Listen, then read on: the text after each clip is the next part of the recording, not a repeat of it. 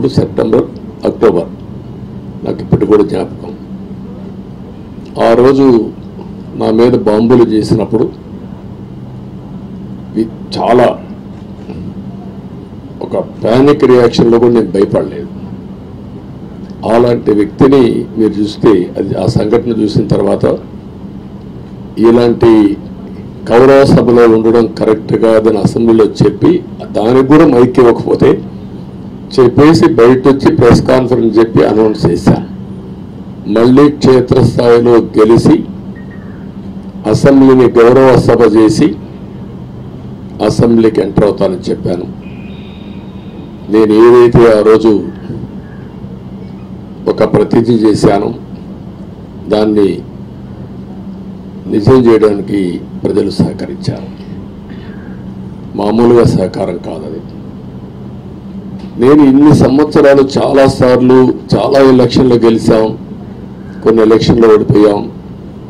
ఎలక్షన్లో ఓడిపోయినప్పుడు నేను ఎప్పుడూ కుంగిపోలేదు. ఎలక్షన్లో గెలిచిన తర్వాత గంతులేయలేదు.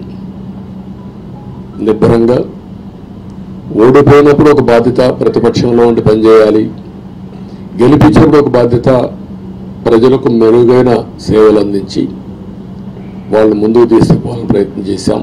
ఎప్పుడూ ప్రజాప్రక్షానే ఉన్నాం. అలాంటిది జరిగిన తర్వాత ఈరోజు మళ్ళీ ఇదే అసెంబ్లీకి నేను ఏదైతే చెప్పానో అది చేసేయడం అనేది ఒక తృప్తి, ఒక గౌరవం. ఆ గౌరవాన్ని నిలబెట్టిన ప్రజలను కూడా మనస్ఫూర్తిగా అభినందిస్తూ మీ రుణం తీర్చుకుంటాం. ఏ విధంగా పనిచేయాలో పనిచేస్తాం.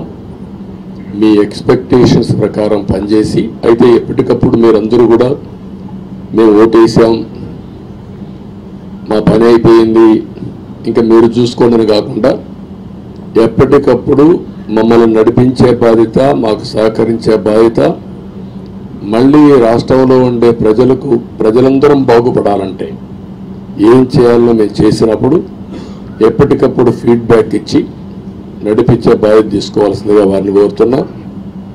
పవన్ కళ్యాణ్ గారిని మనస్ఫూర్తిగా అభినందిస్తున్నా.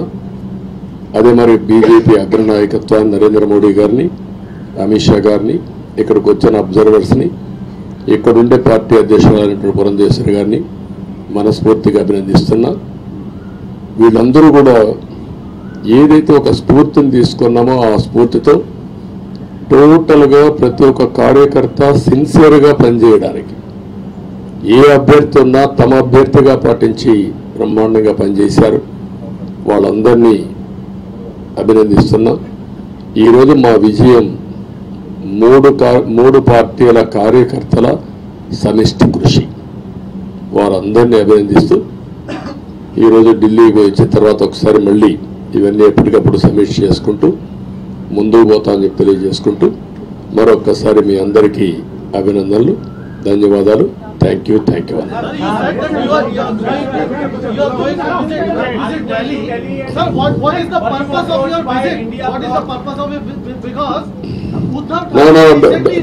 Don't bother.